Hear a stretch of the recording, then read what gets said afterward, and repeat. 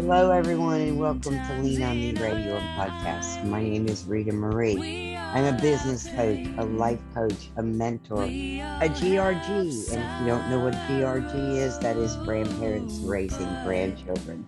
Yes, I have a 14-year-old and a 13-year-old granddaughter that I raise. And boy, can it be a chore sometimes. I'm sure that some of you can relate. Anyway, so today I have the pleasure of interviewing the Black Spider-Man. Black Spider-Man is well known all over social media. He is on TikTok, he is on YouTube, he is on Instagram, he is on Facebook, and he is on Clapper and just all over social media. So, welcome, Spidey. What I would like to do is get started with you telling us a little bit about yourself, your background, your childhood, where you came from, and how you got to where you are today.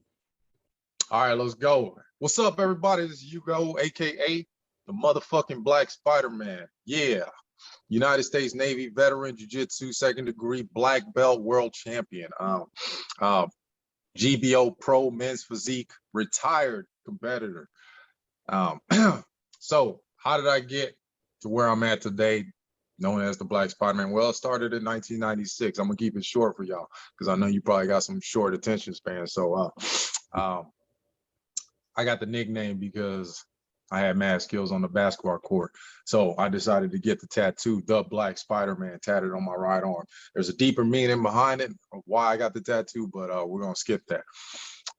We're gonna go to how the brand actually grew. Started with MySpace, January of 2001. I made a MySpace account, and within 8 months, I had over 100,000 friends. All right. From there, I started blowing up. I started like building my brand and stuff. Everything. I got into Twitter, the Black Spider-Man, YouTube. Started that in 2004 or 5. The Black Spider-Man, right? Then we went on to Facebook, built a brand through Facebook, Black Spider-Man. Then we moved to Instagram and so on and so on and so on.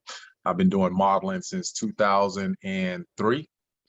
I used to be with a modeling agency. I've done calendar shoots. I've had my own calendar. I've done fashion shows. I've won a world championship in jiu-jitsu.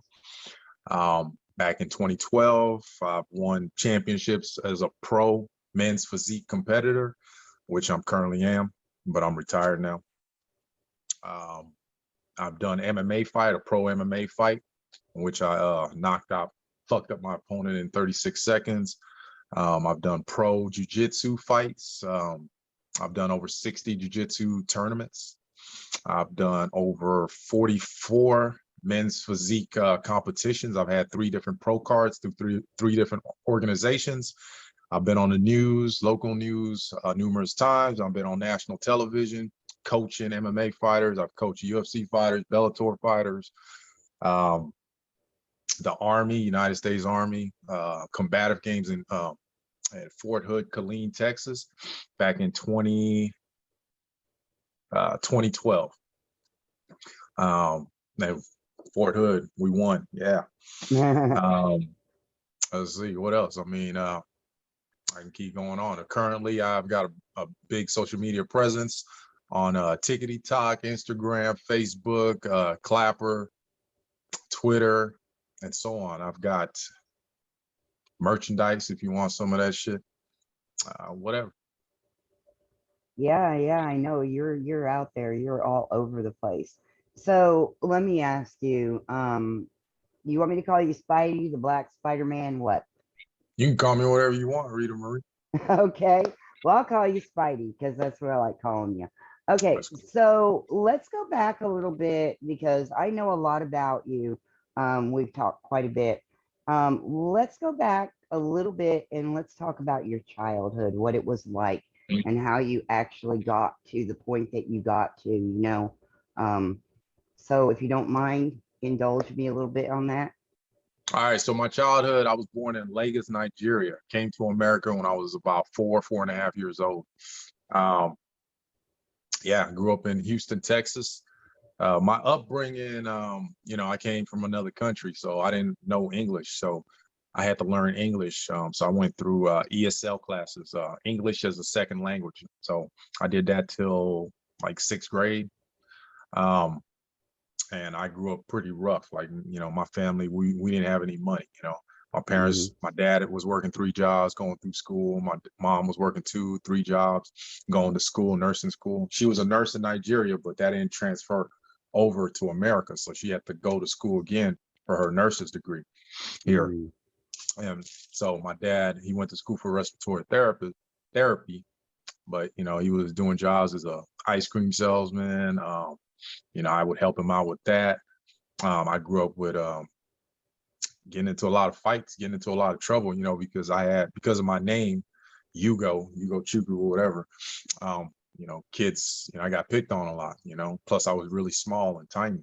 So a lot of kids would make fun of me because of my name and where I was from. And because I couldn't understand the English language, I got into a lot of fights. And then when I would get home, my mom didn't like that. So I would get spankings and shit. So, yeah, my childhood was pretty rough. But luckily, but I was highly intelligent. I was just extremely lazy. So I was able to, because of my test scores, they found out, I had a pretty, high IQ. I was really good at taking tests. So my grades were horrible, but my tests were high. So if you got grades are horrible, I'm barely passing middle school and stuff. But my test scores, the national test, I'm scoring in the top 5%. So they're like, man, this doesn't make any sense. And plus I was pretty bad. I was, getting suspended, fighting and all of this stuff. So luckily I got into high school, this health profession high school. And that's where my life somewhat turned around. I was still bad in high school, but I was on in an advanced school, high school. So the only reason I got into the school was because you have to take an entrance test to get in. So they looked at my test scores and they allowed me to get in because of the test. When I took their test, their entrance test, it was like an IQ test. I scored the top 5 in the top 5 percentile out of 2. Yeah. So they didn't know what to make of me, but they decided to give me a chance. So first year I did pretty good. I took advanced classes, honors classes, all of that stuff, which in a regular high school were advanced classes, like really advanced classes. So, and I did pretty well. But, with my family, with my culture, there's a lot of high demands, expectations and stuff. So, I had a hard time with college level algebra, which back then in the 90s, that was like an advanced class. I was taking honors algebra. And I had difficulties with it, the advanced class, not the regular, I was taking an advanced college algebra. And I was barely making like 80s and stuff. And so I finally did pretty well and I made like a 92 or something. And then I showed one of my report cards and I was extremely proud of myself because I worked hard for that 92. All my other grades were all A's except for algebra. I was just making B's and stuff. And I showed it to my dad. And my dad was just like, well, you did good, but you could do better. And when he said that, it put me in a spiral downwards. So I started acting up. I was like, F this, fuck this. This is pointless. So next year I just almost failed. I almost got kicked out of the school. I failed almost every class. But I did enough to pass each semester. But I ended up went from like a 4-point-something GPA down to like a 1-point-something GPA. Wow. Started skipping classes. I didn't even care, junior year was kind of the same thing, but I started turning it around like midway towards it because I don't know. I just decided, you know what, I'm not gonna allow my dad and my parents to influence me like this. And then growing up, I always suffered from depression. So I battled depression. I had multiple suicide attempts when I was younger. My major one came after high school when I went into the military, which was what actually set me straight, even though towards the end, I almost did the unthinkable. Yeah. So the military was the next step. Back in '96 when I graduated high school, I ran away from home and joined the military. And that was, that made me grow up. That's when I experienced life for the first time. That's when I started coming out of my shell. I went from being a shy kid to playing basketball for the military, the base team, the hospital team. Started working out. I put on some size, weight. I got taller. So military was a blessing. So basically, you had a rough childhood, and that rough childhood took you into the military, and then the military basically straightened your ass out, and then you became the Black Spider-Man, right? I mean, you just became a go-getter, Yeah, right? yeah. Prior to the military, I was lazy. I used to blame everybody but myself. It's always someone else's fault. I never took responsibility for my actions. I hated my dad. I hated my mom. That's why I ran away from home, joined the military.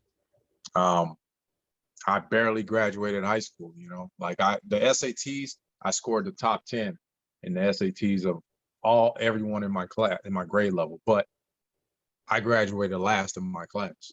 There was 163 people that graduated. Wow. I was last, and I didn't find out if I was going to graduate till 10 days out, till a week out. And so I got lucky, but the military is what straightened me out. That's when I lost my virginity. Okay. That's when it got good. But yeah, I worked in the hospital. I was a United States hospital corpsman, which was like equivalency of like a nurse or paramedic. So yeah, it was good. It was a lot of I experienced a lot. Okay, well, I'm going to ask you the ultimate question that everybody asks you, and I love your answer. I already know what it's going to be. So, why is the Black Spider-Man not married? Why is the Black Spider-Man? Because honestly, from an early age, I knew I never really wanted to be married. Like if I get, like, I'm not overly opposed to marriage. Like, it's not something I'm like, F marriage, fuck marriage, but me, I don't believe that you have to be married to have your soulmate, or have, person. I think that's just a construct that as a society we've constructed, to be like, okay, yeah, you have to be with one person. And, yeah, I could be with one person. As far as right now, I love my life, man. I don't, if someone comes into it, the whole marriage concept, I mean, we'd have to be together for at least 10 years before that thought of marriage even pops up in my head. You're a smart Even, guy. yeah, You're a if it smart pops up. guy. Mm-hmm. So, So let me ask you this. I know that you have explored a lot of different things, but are you an actual jujitsu teacher, or do you just do jujitsu? no, I've been an instructor for years now. I'm a second degree black belt. I'm supposed to be a Okay. third degree black belt. So I got my black belt in 2012. I won as a brown belt, I won a world championship. So that's how I got my black belt. So Okay. around that time, that's when they started making me teach a little bit, like my old instructor. So I would teach classes. He had me teaching like the Nogi classes and MMA classes when we had an MMA program. Mm-hmm. So, we used to do at the school I was at, we used to have like fighters and stuff. So I coached them. I Right. did that for a couple of years. Then we got rid of the MMA side in like 2016, and we switched owners. So like Mm-hmm. now the current owner, Roy, I'm his assistant instructor. So if he needs me to teach, I'll teach. But for the most part, I videotape classes, I roll, I help out, with classes with the students and stuff. I don't teach kids classes. Right. Right.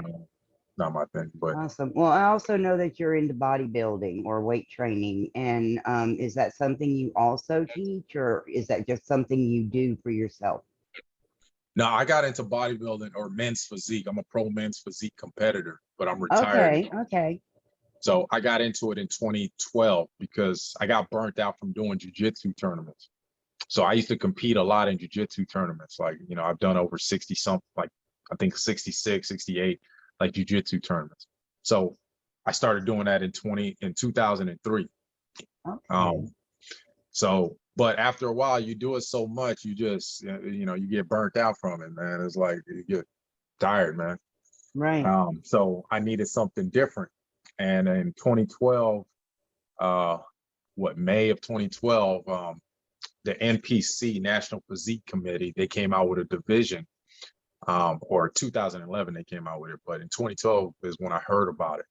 They came out with what they call men's physique, which was, and at the time I only weighed like about 190, 192, and I'm 6'4". So I was really lean and stuff.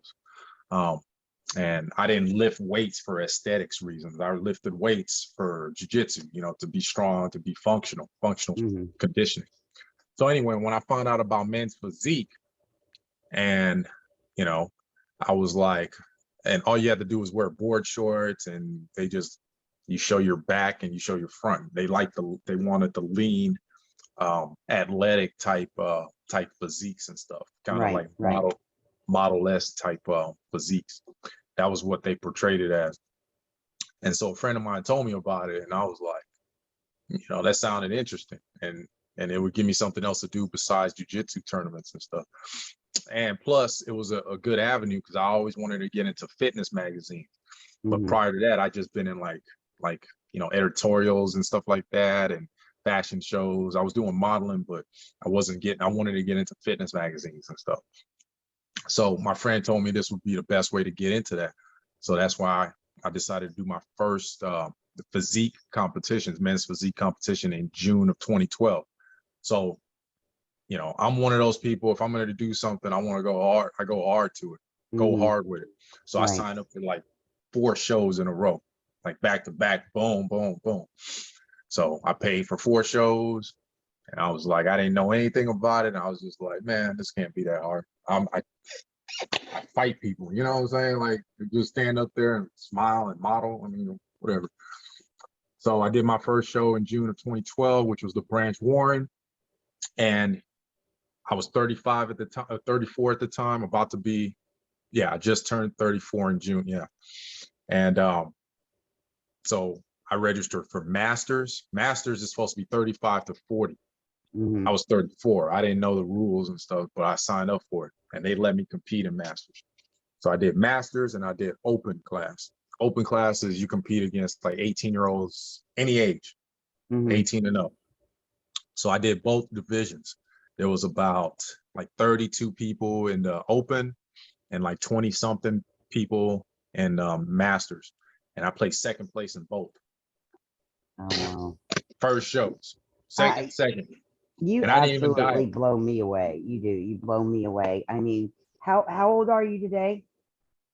I'm 43. I'll be 44 next month. So You're still I pretty did that. young. I mean, you're about my son's age, actually. I didn't know if you were older than that or not. And I had no idea you were 6'4". I thought you were shorter. Honest to God, I thought you were shorter. I did. Just, social media doesn't, yeah, okay, I see it now. Social media doesn't show, all of that really. It doesn't. Yeah. And let me go into this part. Let me ask you, why are you on social media? Why am I on social media? Well, it started with MySpace, right? When I initially got onto social media, the only reason I got into it was, I heard about this website called MySpace, right? And, and I'm what you call a prankster, right? I like to, Yeah, we know. We know. Yeah, so back then, I wasn't too familiar with the internet, but I used to go into Yahoo personals, and my handle was TheBlackSpiderman. AOL, I was TheBlackSpiderman. Because that's what I was known as. So when I got onto MySpace in January of 2001, they had these things called blogs, right? And I thought it was cool because I used to journal all the time. I used to write like journals. And Mm-hmm. so MySpace had blogs where you could just write, you could just type stuff. So I thought it was pretty cool. And you can just post pictures and stuff. So I got on it just to fuck with people. So I used to write stupid shit. I'd like write stuff like my first blog was a drunk blog. And I used to drink a lot. So I would get drunk and I thought it was hilarious to write what I was thinking while I was drunk. So that was it. So I get on every time me and my buddies would go to the club, we'd come back. I'm like, hey, I gotta get on MySpace real quick. So I get on my first blog was drunk blog. I titled it as drunk blog. Then I went on a rant. Me and my homeboy went to the club. We found these two girls. And, yeah, I'm about to fuck one of them right now. Da da da da da. And I just, but when I woke up the next day and I checked the MySpace, it had over 50-something thousand views and like all this comments. And I went from like whatever, 2 friends or whatever. I had like 10,000 like friend requests and stuff. And I was just like, what? I showed it to my buddy. We were laughing, man, because it was hilarious. People were like, man, you're crazy. Da, da, da. I was like, man. And then I started responding to people like, shut up. And I just started fucking with people.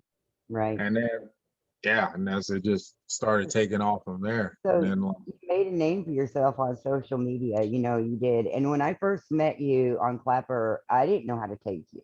I really didn't. And a couple of times I got a little offended. And then I realized, wait a minute, he's just jerking me off here, you know? And so I thought, well, I'm going to get him back. And so I started playing the game with you. And it's been a fun ride ever since then. I mean, you got a wonderful personality. I mean, I just don't. I really don't know what to say about you. You are just totally amazing all the way around. And that is not just me just saying that to say it. Okay, it's the God's honest truth. I don't. How do I say this? I don't give people compliments just to give them compliments. That's not me at all. Never yeah, has been, never will be, you know. But I do. I really admire you. I love following you. I love everything you do. I mean, it. You make me laugh. That video you did today when you were crying, I was thinking, oh my God, he needs to be an actor. And I even commented on that. oh, it I was a mean, special effects. It was a TikTok special effect. You know that oh, wasn't real, was right? it? Yeah. I mean, it looked so real. I thought, this man needs to be an actor. And you do so many other things, and you really uplift and empower people with what you do. You know, um, I mean, it's cool, like, I mean, that wasn't my purpose with social media. Like when I first got on it with MySpace, I just love, I was that guy, like in high school, me and my best friend, we used to do, you remember phone books, right? uh-huh.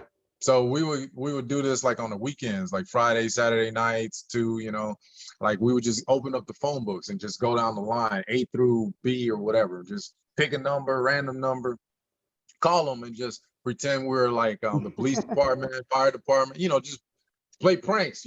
Right.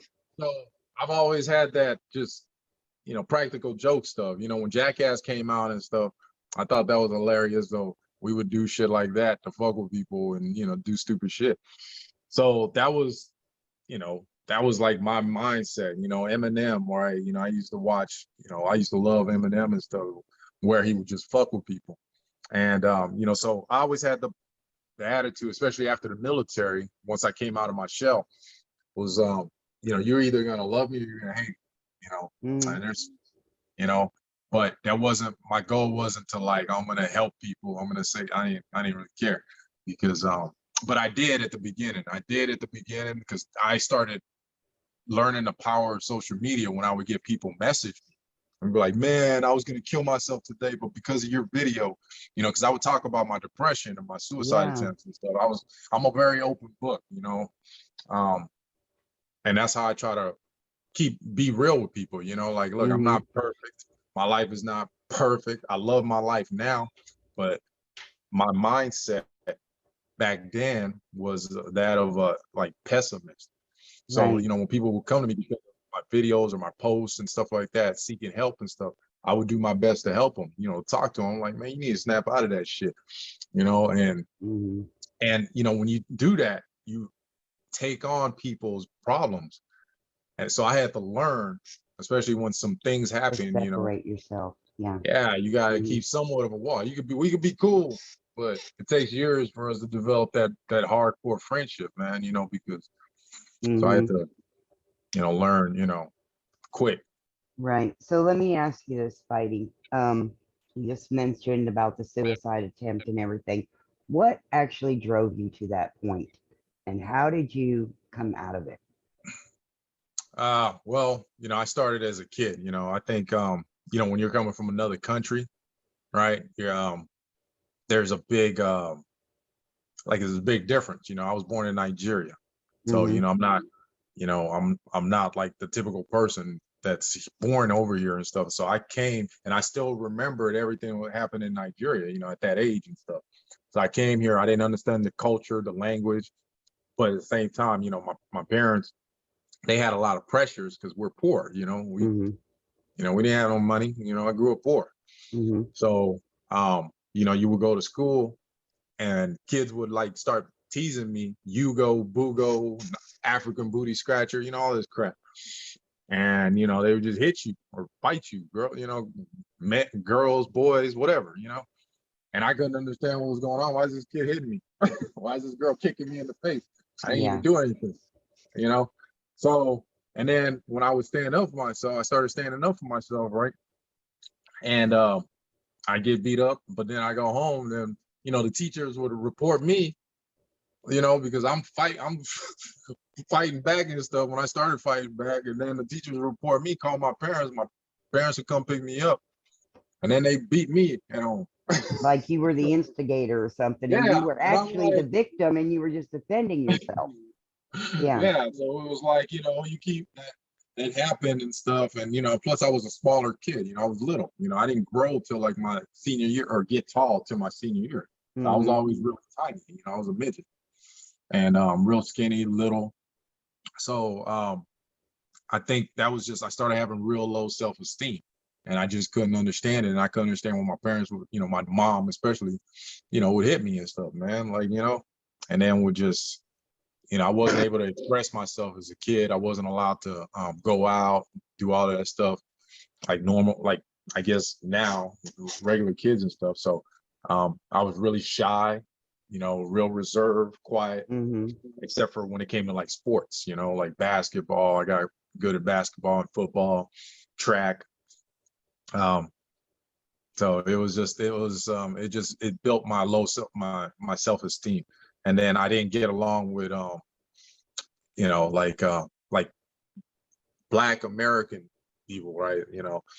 Because I grew up with Mexicans and Asians, and the Black people I knew, they were Nigerians, so my friends, they were Nigerians or Asian or Mexican, and I didn't have white friends. I didn't know, white people was weird to me. Well, thank you. For real. I mean, so when I got to high school, but the high school I went to was a mixture. But you had the Black side, Black cliques and stuff. I didn't get along with them because, I was quiet and stuff, and I didn't act Black, whatever that meant. And I got along mostly with the Hispanic people and the Asians. So, and then the Indians and stuff like that. I kind of have friends who are like Lebanese, Indian, Pakistani, stuff like that. The Nigerian culture is totally different, so that's understandable. Yeah, that's understandable. So, I mean, so I hated my life. Plus I couldn't talk. I was scared of girls. I was very shy. When I liked a girl, I would be mean to her. Because I didn't know what to say. I'd be like, why are you looking at me? I would say that to girls I like, but girls I didn't like, man, I could say whatever to them. I didn't care. But girls I liked, man, I couldn't talk to them. I'd be rude, man. Be like, shut up. Oh man, I love it. I love it. Yeah, it was just low self-esteem and stuff, and I didn't love myself. Yeah. And, it took years and years, and I think a lot of it too had to do with drinking, self-sabotage, the whole victim mentality stuff, and just blaming others. I blame my So, parents for. right. So let me ask you this. You haven't mentioned anything about any type of therapy or anything. So I kind of got the feeling that the jujitsu is what helped you change your mindset. Am I correct on that? Well, I did have let's check. Okay, so when I was in the military, um, I had an incident, right? I had an altercation. Um, this is when I lost because I used to hold things in, hold it in, hold it in, and then I would explode. Mm-hmm. So that was a pattern. I can relate. Yeah. I So I can was relate. very quiet, and I had what they call a stoic, like a stoic personality, stoic, a flat affect, right? Mm-hmm. So my face prior to therapy was like this. I had a hard Mm-hmm. time smiling. Like you would tell me Mm-hmm. a joke, like, yeah, that's funny. Yeah. Like so I had an incident that happened where one of my supervisors, and I couldn't stand her, right? Because she was very mean, right? But she was rude, mean to all of us. But she just kept digging and picking. Like she'd been picking on me for months and months and months, and I just kept taking it, taking it, taking it. Then I lost it. I don't hit women. I've never hit a woman ever, and I don't believe in it. Mm-hmm. Um, but I lost it, and I said some crazy things. I was just like, man, if you don't shut up, I'm gonna kill you. I'll kill you and your baby. And I fucking left, man. Like and that would have landed me in the break, man. Normal, like because I was a threat. And Right. but the supervisor over her that was in charge of all of us, man, he was a really good guy. So rather than write me up and get me maybe sentenced or go to court martial or something, um, he could tell that there was something wrong, so he sent me to go see a psych eval. And that was the best thing that ever happened to me because I went in, I got evaluated, and the psychiatrist diagnosed me with dysthymia, with manic tendencies and a flat affect, which basically what that is dysthymia is like a low level depression, kind of like the personality of like Eeyore, Mm-hmm. from Winnie the Pooh. Mm-hmm. That's woe is me, because I used to just walk around just depressed, man. That's just how I drank a lot. Yeah. So that was a diagnosis, and then I had to see him every week. And then they put me on Zoloft, Buspar, Trace, all this shit. Nah, I've And been on all that too. Trust me. I can relate to everything you're telling me right now. I mean, I've been there, yeah, so I've been so through, childhood molestation yeah, and the depression, the anxiety, the bipolar, mm, all of it. And today I'm not on anything. yeah, I had to really work on my mindset, yeah, and it's hard. It's not easy. It's not easy, but it's a daily struggle too, even now, you know, just is. Such yeah. is So life. I mean, for me, when I got out, right when I was getting out of the military, I was getting kicked out. So 2 months before I got out, that's when I tried to kill myself and shit. And that was my Hmm. best attempt at that time. And it didn't work out. I'm here or whatever. But Thank what God. I did, I fucked up my internal organs and shit and a lot of stuff with how I tried to do it. Anyway, the turning point was when I got into jujitsu in 2003, March of 2003, because at that prior to that, I was a functional alcoholic. I had to go to rehab and all of that shit. I've been to AA, rehab, 45 days treatment, and but I was a functional alcoholic. I drank all the time, Hmm. at high levels, man. But because of jujitsu, you know, and I got into competitive part aspects of it. You can't be drunk and train. It's hard to mix it. So I had to stop drinking as much, and then slowly but surely, I don't. I drink like once every 6 months, 10 months. I don't know. Like I rarely drink, and now I have allergies to alcohol. But as far as my depression, I was still depressed, but I weaned myself off of all of those antidepressants, I stopped taking this shit like in 2004 or 5 or shit. And I just focused on competing, man. Like I wanted to be the best, man. I wanted to win a world championship. And that happened in 2012. So, you know, and but 2017 was a turning point as far as my depression. That's when I got into personal growth, development type books and stuff. And that's when I started like actually loving myself and started you know, turning to having more of a higher faith and higher belief, you know. And now I'm just, yeah, I love my life. So are you spiritual at all? Do you believe in a higher power, God, whatever you want to call it? Yeah, now I do. I mean, prior to that, I hated God. Prior to 2017, I hated God. But there was something like I went through a bad breakup in 2017, which led me to almost commit suicide again, you know. And it put me, I almost had to check myself in the hospital, man. I had a panic attack. I was losing my shit.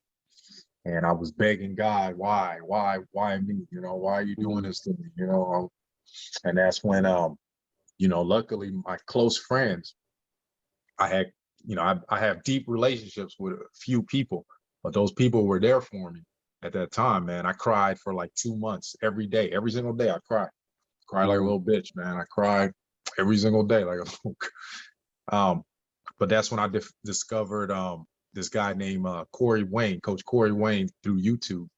He's a life coach, relationship coach. I think I might know. I think I might follow him. Yeah, he's big on YouTube and stuff. And so I got to him. I bought his book because I was trying to get my ex back and stuff. And it eventually worked, but now I'm over it. So, you know, but through him, I did my first pro MMA fight in 2017, which helped distract me from those, you know, the feelings I was having from my ex and my depression. And it gave me something to focus on. Then I got into this network marketing, and I started taking some of the supplements and stuff, the natural herbs. And that's when I really started finding about Jim Rohn, Zig Ziglar, Tony Robbins, you know, just all these people, how to win friends and influence people. That's when I started. I have that book. I have that book. Yeah, I've read it like 10 times now, you know, like 10, like my goal is to read, I have 9 books that I read, and I rotate them. And my goal is to read every single book at least 15, 20 times. I'm at 10 with all of them. So, you know, I bought Trump's book, 2 of his books, The Art of the Deal, The Art of the Comeback. I've got, you know, investment books. I've got Think and Grow Rich, Napoleon Hill, you know, so I just. There you go. I got a lot of those books too.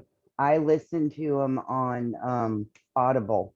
I have a whole library of Audible books, and I listen to them at night and during the day when I'm cleaning or whatever. And yeah, it's amazing. It's amazing. Yeah, that's a big thing. Yeah, that's a big thing for people, you know, like people are like, man, how do you snap out of this depression? Well, you got to read, and you got to listen to audiobooks for at least 30 minutes a day. You know, you got to condition your mind, man. It's a process. It's all repetition too. And it's a commitment, you know, it's, you have got to have that mindset of, I want to do better, you know. That's what it's all about. I want to do better. And you've got to make that commitment to it on a daily basis, just like working out or anything, training your body, training your mind. It all works together. So with that being said, you talk about eating clean all the time. Let's talk about that a little bit and the kind of food you eat and, you know. All right. Well, eating clean. All right. So I adopted that slogan back in 2012. So when I first got into men's physique competing, right? Like I said, I did my first show in June of 2012, right? And then I did another show in July, then August, September, October, like that. As I knocked out like, I think 5 shows my first year. Well, during that time, there was this competitor. She was a bikini competitor. Her name was Kelsey Byers. Pretty famous at the time. She was blowing up. But I used to see her on Facebook, and I would see her at the shows, and people would be like trying to get her autograph. She was big time, but she had this slogan: eat clean and follow your dreams. Now, like I said, I've always been one of those sarcastic people. I just, for some reason, I don't know, man. I used to see everything as a joke, right? So when I first got into men's physique, I never dieted. I didn't diet till like my 12th show competition. I was just naturally lean, But to get to that level to where you're winning, really becoming a pro, you have to diet. You got to, eat clean, really eat clean. But when I heard that slogan, her slogan, and she would always say it in her videos and her posts, eat clean, follow your dreams. I thought it was hilarious. So I made a YouTube video where I bought a whole bunch of burgers, Taco Bell, tacos, fries, French fries, pizza, all this shit, loaded it up, and it's still on YouTube. And I just started eating it all and shit. All right, I'm eating. And at the end, I was like, eat clean. Well, so it became more of a joke, but I actually know you do eat clean. I mean, you really, really do. No, I don't eat clean. You do to a certain. I mean, the things that you eat, they're how do I explain this? They have a nutritional value. I eat better. No. I mean, to be honest, Rita, like I eat better than what I used to. Prior, like I've cleaned up my diets from 2016 on up. No, 2015 up. Prior to that, I ate shit. I used to drink fucking Coke, Sprite, all that shit. So it wasn't until I started taking the bodybuilding part actually seriously for competitions. Now, my portion size, I just minimize my portion size. As far as health-wise, I get my nutrition from vitamins.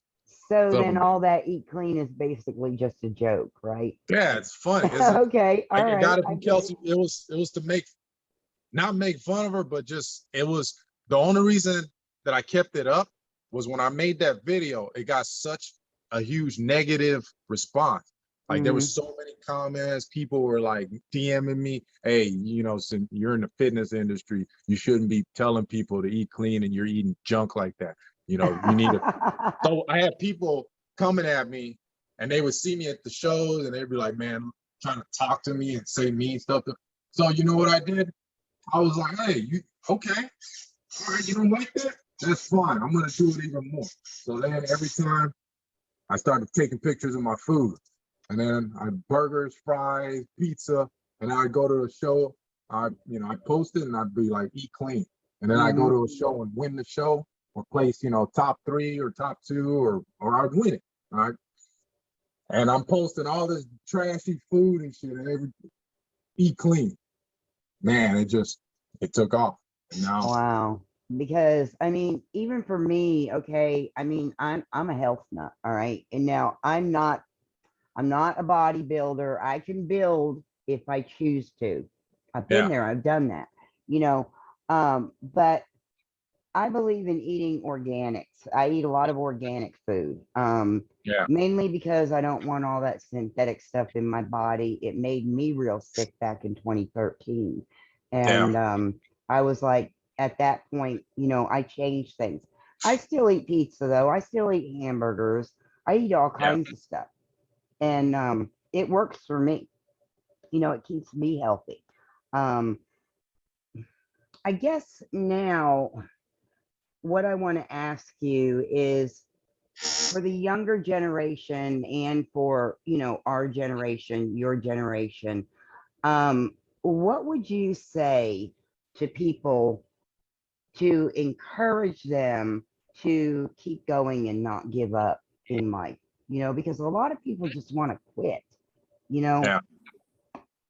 Well, okay. So one of the biggest things, and I learned this from Tony Robbins, right? You need to have a compelling reason for why you want whatever you want in life, right? You need some kind of like emotional reason for something, because most people only can make a change in their life when they have some kind of emotion, when it's emotionally driven. Like, oh, I can't take this anymore. I'm done. Now they make a change, right? Right. But till that point, they're not going to change, right? They can sit there. I wish this would happen. I wish someone would help me. I wish, this is bullshit, right? But when you have a true emotional,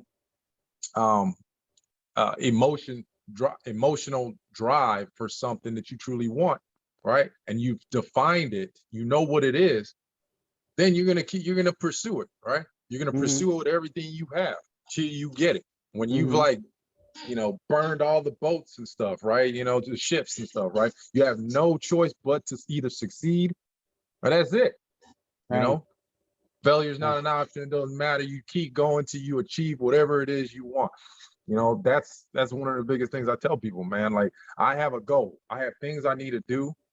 I don't care. I can accomplish whatever, but then there's something else I need. There's always going to be something else, right? Nothing makes us happy. There's nothing that makes you happy except for like living life, living in the moment and stuff, right? So, and that's where I'm at in my life, man. Like, I finally truly understand that, my purpose in life is just to live. It's just to live. Right. That's it. There's always going to be those stumbling blocks, and that's what I call them, stumbling blocks. A lot of people think they're big mountains, but really all they are is stumbling blocks. And if you can just take that step, into faith, you can overcome anything. Yeah. I truly, truly believe that. I'm 64 years old. I don't have a lot in life. I don't want a big mansion. My dream was to be a mom, a wife.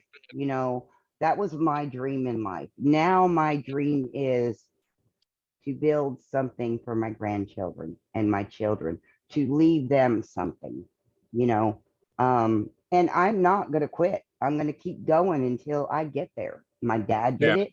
And if my dad could do it, I can do it, and that's the way I look at it. Yeah. You have a blueprint of how you see your life, right? Of what you want in life. You have a blueprint, right? And that blueprint, if it matches, how you feel or what you think it is and stuff like that, that's what drives you. That's what makes you happy and stuff like that. A lot of people they don't have their blueprint. They have this, they don't have an image of what they want. They don't know what they want. They don't know what their purpose is and stuff like that. So therefore it leads them to be depressed and shit. And they sit there worrying about shit that they can't control. Well, they can control, but most people, when they get depressed, they focus on things they have no control over. And the only thing to this day, I know that you can control is your mind, yourself. I agree 100%. Okay, so my kids are my youngest is gonna be home soon. So I want to ask you before we leave today. I know with all the reading and stuff you do and all the self-help and stuff that you do, you must have a favorite quote. Yeah. My favorite quote is, to live is to suffer, but to survive is to find a meaning in that suffering. Like, I got it on my answer machine or voicemail or whatever. I've got it on my Facebook. It's my favorite quote. I heard it when I was in the military. One of my darkest moments and stuff. I was in a car going, and we were one of my homeboys, this guy Markevius and stuff, aka Furious. We were driving to a friend's house, but the next day I was gonna be getting sentenced, right? I had some issues going on right at the time with the military, so I was extremely depressed, right? Well, he put on this song by the late great DMX, and the song starts off, "What good is it for a man to gain the world? No, to live is to suffer, but to survive is to find a meaning in that suffering." The other quote was my second favorite quote, but I know them both actually. And they're both yeah. really good. Yeah. So that's the quote, man. It just gets me through. Like, I recite it to, it's my mantra. That is awesome. Okay, well, I really do appreciate you being here with me today. It was a great interview. I'd like to have you back in the future. I don't know when right now, but I'd like to have you back and maybe just talk a little bit more about what's happening in your life today. But I do want to thank you. I really do appreciate you, and I feel honored and privileged to have you here with me today. So, I appreciate you, Rita. I appreciate you. I do. Okay, so I'd like to thank everyone for being here today, and especially you, Spidey. I hope everyone has a blessed and beautiful rest of your day, rest of your week. And as always, I will see you in the next one.